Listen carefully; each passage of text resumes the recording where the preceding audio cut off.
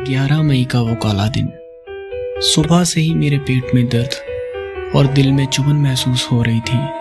कुछ गलत ना हो, यही दुआ थी भगवान के सामने, और मैं अपना काम करता रहा। 9 बजे कॉल आया बाबा का। माँ से थोड़ी सी बात हुई। बाबा से बात करनी थी, लेकिन मैंने कुछ पूछना था उनसे। बाबा बाहर थे, लेकिन बात ना हो पाई मेरी। 11 बजे के करीब फिर से कॉल आया। मैंने कॉल उठाया और सीधा ही बोल दिया, हाँ जी पिताजी, फेरी पहना। उधर से आपकी आवाज़ नहीं थी, छोटे की आवाज़ आई। बोला, भैया कैसे हो? मैंने बोला, हाँ मैं ठीक हूँ। छोटे, तू पापा को फ़ोन दे, मैंने बाबा से बात करनी है।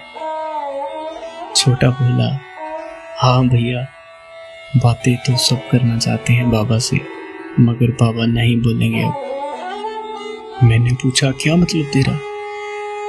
तू ऐसे क्यों बोल रहा है? बोला, भैया बाबा की हार्ट बीट रुक गई है। मैं 1-2 सेकंड के लिए शॉक हो गई। फिर मैंने बोला, रुक, तू फोन रख, मैं देखता हूँ। दोस्त को कॉल किया मैंने। उसे बोला, तू घर जाके देख क्या हुआ। उसने घर जाके मुझे कॉल लगाया। मैं समझ तो गया था, मगर फिर कॉल उठाया। वो बोला, भाई अब तेरी ज़रूरत है, तू घर आ जा। रास्ते में था, आपका ही ख्याल आ रहा था मन ही मन में। कोसूं तो किसको कोसूं, किससे बात करूं अब जो आपसे करनी थी। आंखों में नमी थी, दिल में दर्द था, और जुबान पे बस आपका ही जिक्र आ रहा था बाबा। करीब 10 बजे के आसपास मैं घर पहुंचा। घर के बाहर देखा तो पड़ोसी लोग सब बाहर खड़े थे और मेरा इंतजार कर रहे थे। अंदर आया तो मुझे देख के माँ मेरे गले लग गई और रोते रोते बोली, तेरे पापा दोपहर से सोए हुए हैं, इन्होंने खाया कुछ नहीं, तुम इन्हें उठा, तुम दोनों के लिए खाना लेके आ रही। मैं बोला, माँ पापा अब तुम्हारे हाथ का खाना कभी नहीं खाएंगे, उन्हें अब किसी और के हाथों का खाना खाना है।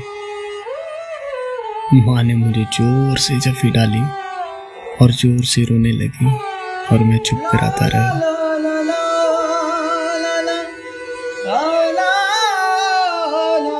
रोना तो मैं भी चाहता था, मगर बेटा तो आप ही का होना, आप ही से सीखा है। मुसीबत कितनी भी बड़ी हो, हिम्मत नहीं हारनी। मैंने माँ को भी संभाला, छोटे को भी संभाला, और खुद को भी संभालने की कोशिश कर रहा हूँ। घर में सब रिश्तेदार पहुंचे हुए थे, सब रो रहे थे। पता नहीं क्यों, कुछ तो मुझे ऐसे रोते हुए लगे जैसे एक ड्यूटी पूरी करने आए हो। उन्हें दिल से कोई दुख नहीं था, पर आंसू निकल रहे थे। मैं आपके जाने की तैयारी में लगा रहा।